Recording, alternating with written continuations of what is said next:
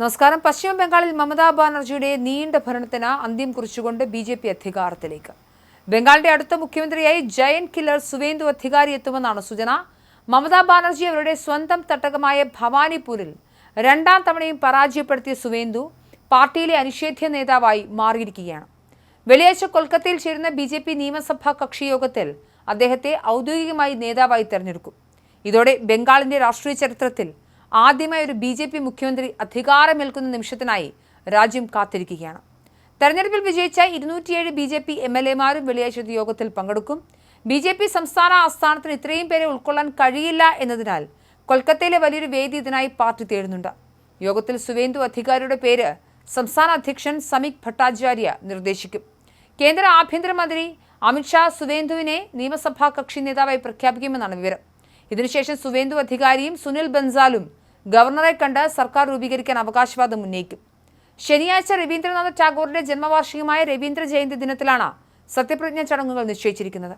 ബംഗാളിന്റെ സാംസ്കാരിക വികാരങ്ങളെ മാനിച്ചുകൊണ്ട് ഈ ദിനം തെരഞ്ഞെടുത്തത് ബി.ജെ.പിയുടെ രാഷ്ട്രീയ തന്ത്രത്തിന്റെ ഭാഗം കൂടിയാണ്.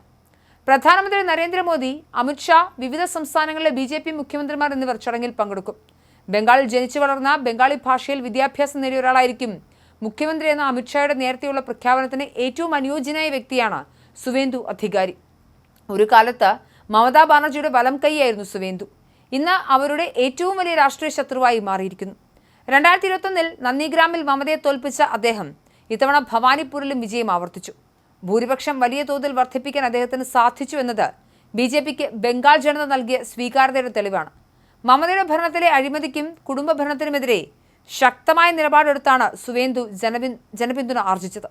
2020 തൃണമൂൽ വിട്ട് ബി.ജെ.പിയിൽ ചേർന്ന സുവേന്ദുവിന് താഴെത്തട്ടുള്ള പ്രവർത്തകരുമായുള്ള അടുത്ത ബന്ധമാണ് വിജയത്തിന് കരുത്തായത്. ഭരണപരിചയവും സംഘടനാശേഷിയും അദ്ദേഹത്തെ മുഖ്യമന്ത്രി സ്ഥാനത്തേക്ക് സ്വാഭാവികമായും എത്തിച്ചു. അഭിഷേക് ബാനർജിയുമായുള്ള അഭിപ്രായ വ്യത്യാസങ്ങളെ തുടർന്ന് തൃണമൂൽ വിട്ട അദ്ദേഹം മമതയുടെ കോട്ടകൾ ഓരോന്നായി തകർക്കുന്ന കാഴ്ചയ്ക്കാണ് ബംഗാൾ പിന്നീട് സാക്ഷ്യം വഹിച്ചത്. നന്ദിഗ്രാം ഭൂസമരകാലത്ത് മമതയുടെ നിഴലായിരുന്നു സുവേന്ദു. അതേ പോരാട്ട വീരത്തോടെയാണ് ബി.ജെ.പിയെ ഭരണത്തിലെത്തിച്ചത്. മമതാ ബാനർജിയെ സംബന്ധിച്ചിടത്തോളം ഈ പരാജയം രാഷ്ട്രീയമായി വലിയൊരു ആഘാതം കൂടിയാണ്. ഭവാനിപൂരിലെ തോൽവിയോടെ എം.എൽ.എ. സ്ഥാനം പോലും നഷ്ടപ്പെട്ട അവർക്കെതിരെ ബി.ജെ.പി. വലിയ സമ്മർദ്ദമാണ് ചെലുത്തുന്നത്. അവർ എന്നെ പിരിച്ചുവിടട്ടെ എന്ന നിലപാടിലാണ് മമത ഇപ്പോഴെങ്കിലും. നിയമസഭയിൽ കേവല ഭൂരിപക്ഷം നഷ്ടപ്പെട്ടതോടെ അവർക്ക് അധികാരമൊഴിയേണ്ടി വരും. സുവേന്ദുവിന്റെ നേതൃത്വത്തിൽ പുതിയൊരു ഭരണ സംവിധാനം വരുന്നതോടെ തൃണമൂൽ പ്രവർത്തകർക്കിടയിൽ വലിയ തോതിലുള്ള ചേരിതിരിവുണ്ടാകാനും സാധ്യതയുണ്ട്. അയൽ സംസ്ഥാനമായ തമിഴ്നാട്ടിലും സമാനമായ രാഷ്ട്രീയ നാടകങ്ങൾ നടക്കുമ്പോൾ ബംഗാളിലെ ബി.ജെ.പിയുടെ വിജയം ദേശീയ രാഷ്ട്രീയത്തിൽ വലിയ ചർച്ചകൾക്ക് വഴിവെച്ചു. ബി.ജെ.പി. വിരുദ്ധ സഖ്യങ്ങളായ IPSC പോലെയുള്ളവയുമായുള്ള ബന്ധം അഖിലേഷ് യാദവ് ഉൾപ്പെടെയുള്ള നേതാക്കൾ ഉപേക്ഷിക്കുന്നത് ബംഗാളിലെ ഫലം കണ്ടിട്ടാണെന്നാണ് പറയപ്പെടുന്നത്. ബംഗാളിന്റെ വികസനത്തിനും ക്രമസമാധാനം വീണ്ടെടുക്കാനുമാണ് ബി.ജെ.പി. പ്രഥമ പരിഗണന നൽകുന്നത്.